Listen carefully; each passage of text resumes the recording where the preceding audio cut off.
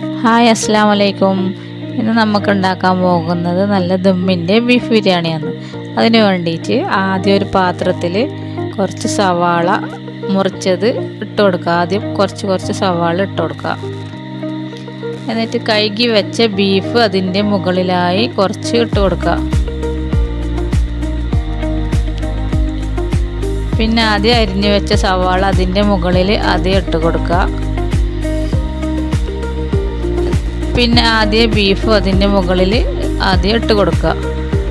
എന്നിട്ട് ആദ്യം അതിൻ്റെ മുകളിൽ സവാള അരിഞ്ഞതും ഇട്ട് കൊടുക്കുക. അങ്ങനെ നമുക്ക് എത്രത്തോളം സവാളയും ബീഫും ഉണ്ടോ അതിനനുസരിച്ച് ലെയറായിട്ട് ഇട്ട് കൊടുക്കുക.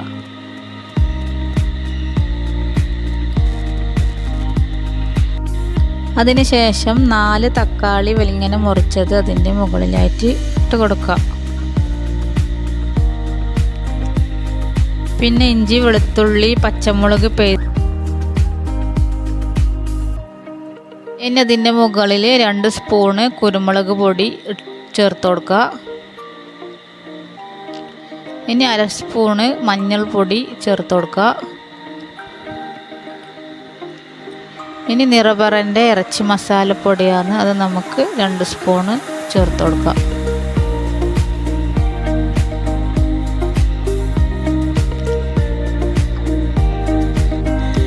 അടുത്തത് ആവശ്യത്തിന് നമുക്ക് ഉപ്പ് ഇട്ട് കൊടുക്കുക.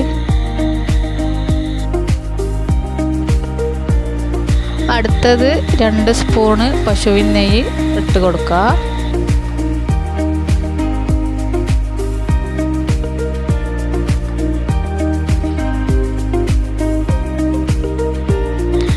ഇനി നമുക്ക് കുറച്ച് കറിവേപ്പില ഇട്ട് കൊടുക്കുക.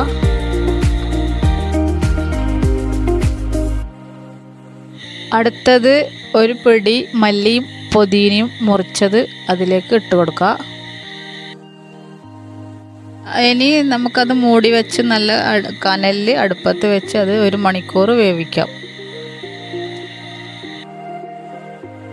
1 മണിക്കൂറിന് ശേഷം നമുക്കതൊന്ന് തുറന്ന് നോക്കാം. നല്ലതുപോലെ അത് വെന്തിട്ടുണ്ടാകും. ബിരിയാണിൻ്റെ മസാല പോലെ നല്ലതുപോലെ അത് കാണാം നമുക്ക്. അതിന് ശേഷം നമുക്കത് ഒന്ന് എല്ലാം കൂടി ഇളക്കി യോജിപ്പിച്ച് കൊടുക്കുക. ഫുള്ളൊന്ന് ഇളക്കിയിട്ട് നല്ലതുപോലെ ഒന്ന് യോജിപ്പിച്ച് കൊടുക്കുക.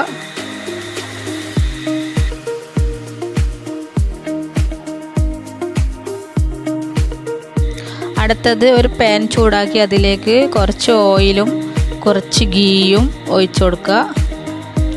എന്നിട്ട് അതിലേക്ക് കുറച്ച് കറുവപ്പട്ട, കറാമ്പ്, ഏലക്ക, ജീരകം അതെല്ലാം ഇട്ട് ഒന്ന് മൂപ്പിച്ചെടുക്കുക. അതിലേക്ക് എന്നിട്ട് നമുക്ക് കുറച്ച് സവാള അരിഞ്ഞതും ഇട്ട് കൊടുക്കുക.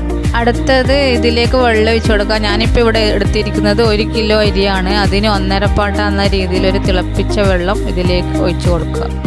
നല്ലതുപോലെ തിളച്ചതിന് ശേഷം ആവശ്യത്തിന് ഉപ്പ് ചേർത്ത് കൊടുക്കുക. ഇനി അതിലേക്ക് കഴുകി വെച്ച അരി അതിലേക്ക് ചേർത്ത് കൊടുക്കുക. അരി ഇട്ടതിന് ശേഷം ഞാൻ അതിലേക്ക് ഒരു ചെറുനാരങ്ങൻ്റെ നീര് ചേർക്കുന്നുണ്ട്. ഇനി ചോറെല്ലാം നല്ലവണ്ണം ആയിട്ടുണ്ട്. നല്ലപോലെ ഇളക്കി നമുക്കത് യോജിപ്പിക്കാം.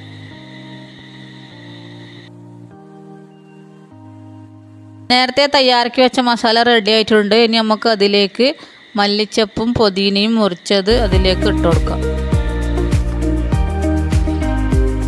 ഇനി തയ്യാറാക്കി വെച്ച ചോറ് മസാലൻ്റെ മുകളിലേക്ക് കുറച്ചായിട്ട് നമുക്ക് ഇട്ട് കൊടുക്കാം.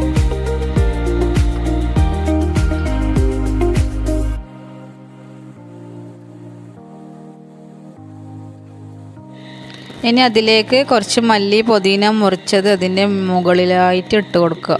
അതിനുശേഷം കുറച്ച് നെയ്യ് അതിൻ്റെ മുകളിൽ ഇട്ട് കൊടുക്കുക. അതിനുശേഷം ഉള്ളി പൊരിച്ചതും അണ്ടിപ്പരിപ്പും മുന്തിരി പൊരിച്ചതും അതിൻ്റെ മുകളിലായിട്ട് ഇട്ട് കൊടുക്കുക. ഇനി അതിൻ്റെ മുകളിലായി കുറച്ച് ഗരം മസാല പൊടി ചേർത്ത് കൊടുക്കുക.